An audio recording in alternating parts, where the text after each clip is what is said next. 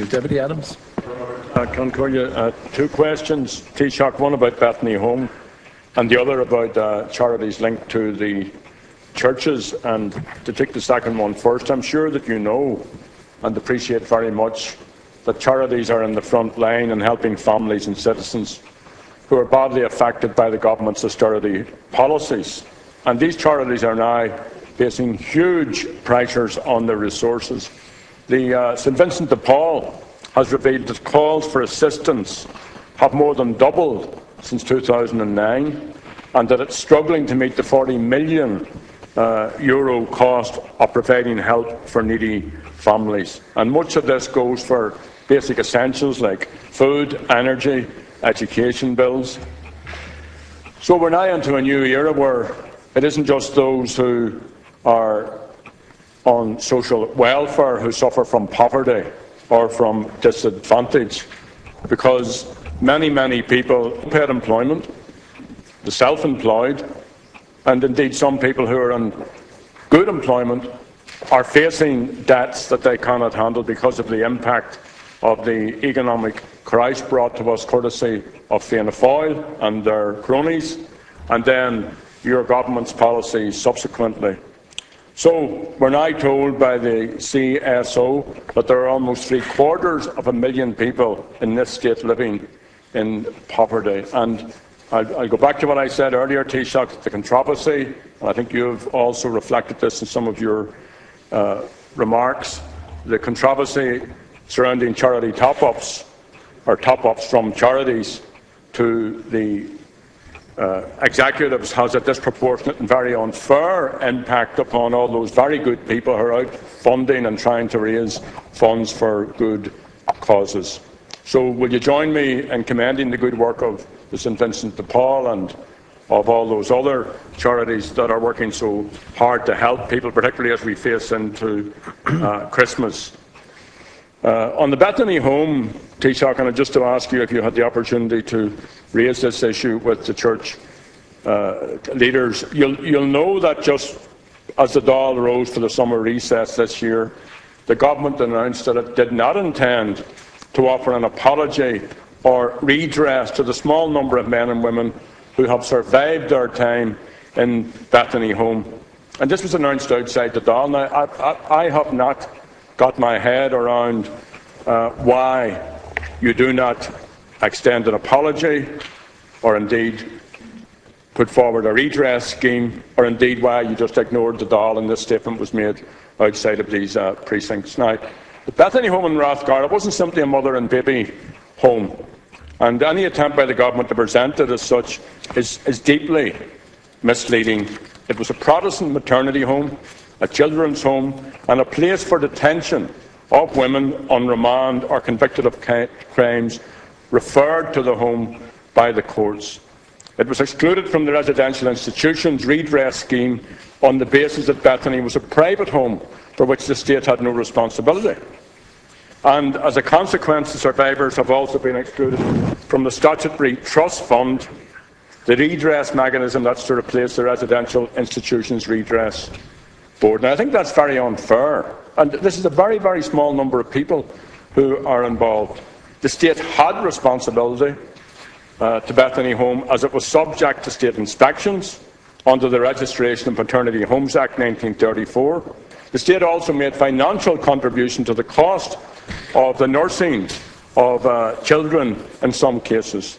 And there's a wealth of information in the public domain detailing the barbaric neglect which was experienced by children in the home and in the homes they were temporarily fostered out to, including Department of Local Government and Public Health Inspector reports and media reports of the time. So there aren't any great secrets around a lot of this.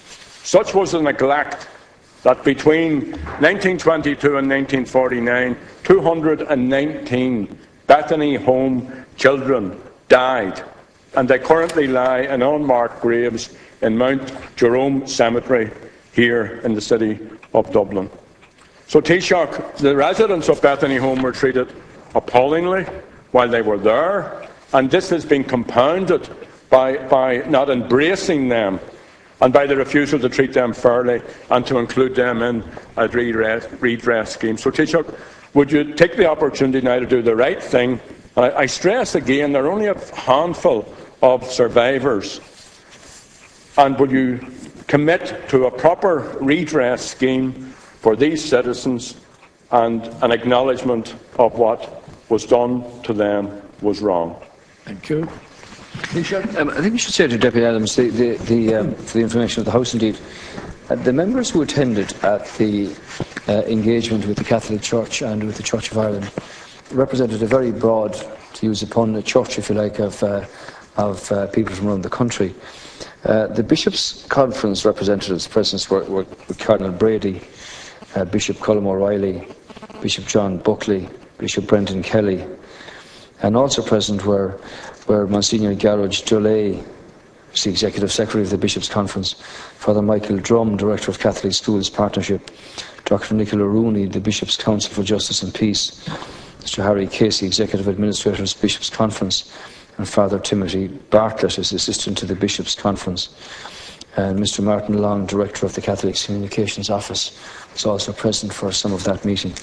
And in the case of the Church of Ireland, the Archbishop of Dublin, Most Reverend Dr Michael Jackson, the Right Reverend John MacDowell, Bishop of Clogher, the Venerable Robin Bantry White, Archdeacon of Cork, Cloyne and Ross, an Honorary Secretary of the General Synod.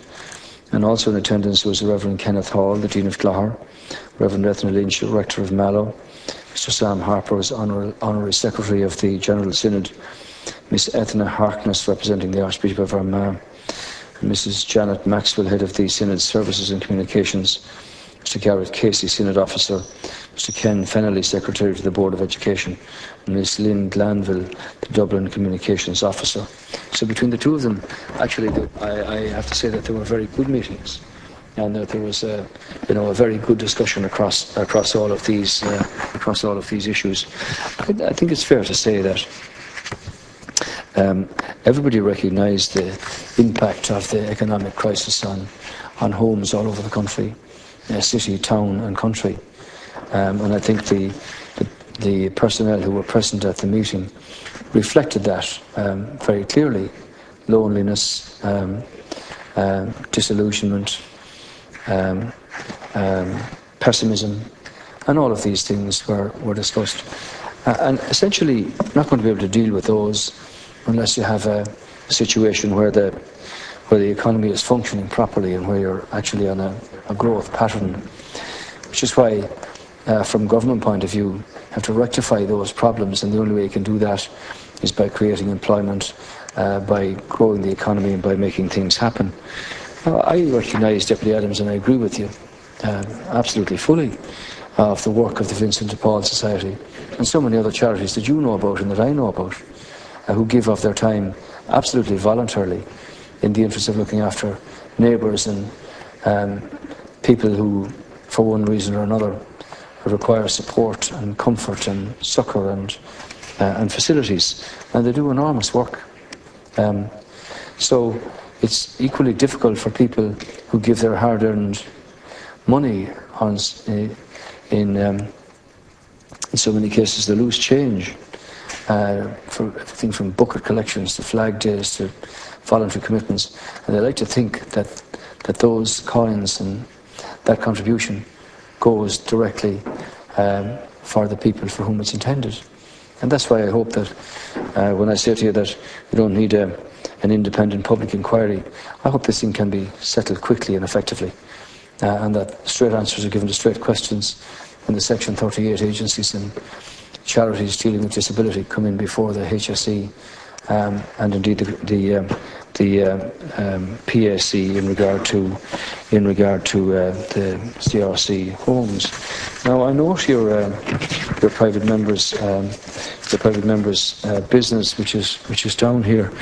In regard to the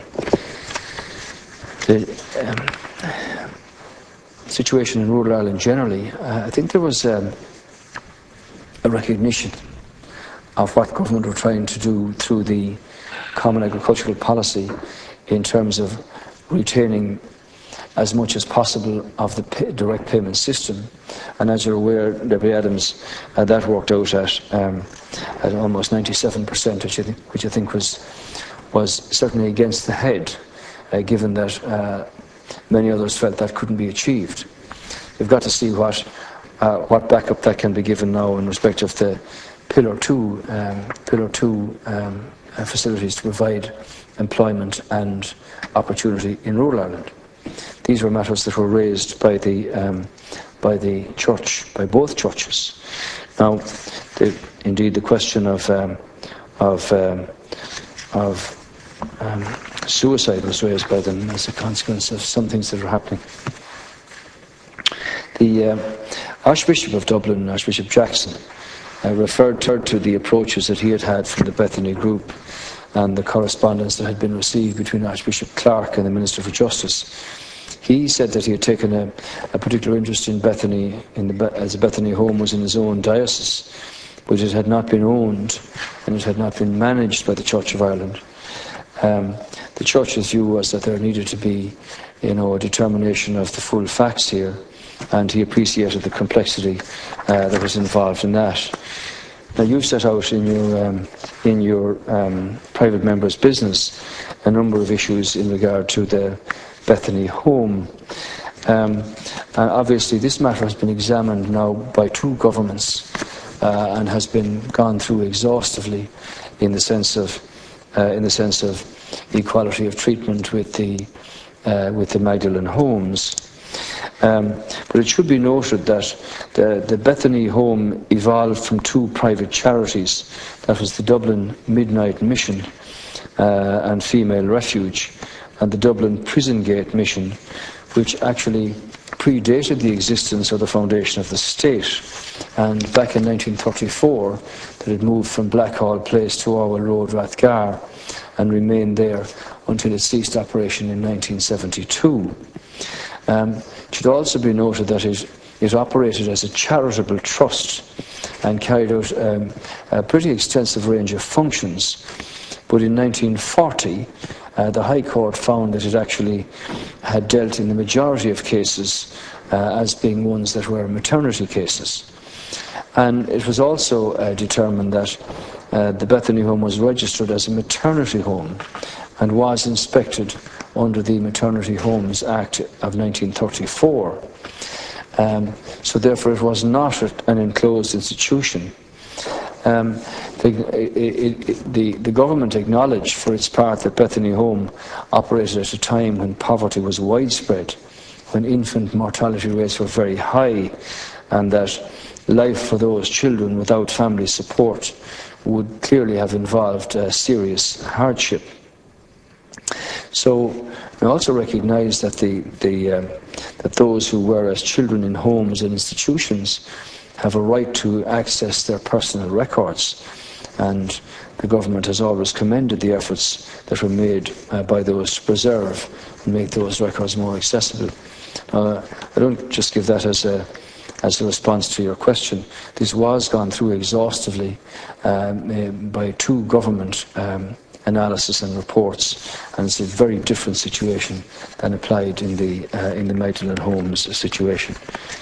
So I agree with you in respect of Vincent de Paul and the charities that do their work, and you'll have an opportunity later in the day to have a more detailed discussion in respect of the Bethany Home situation.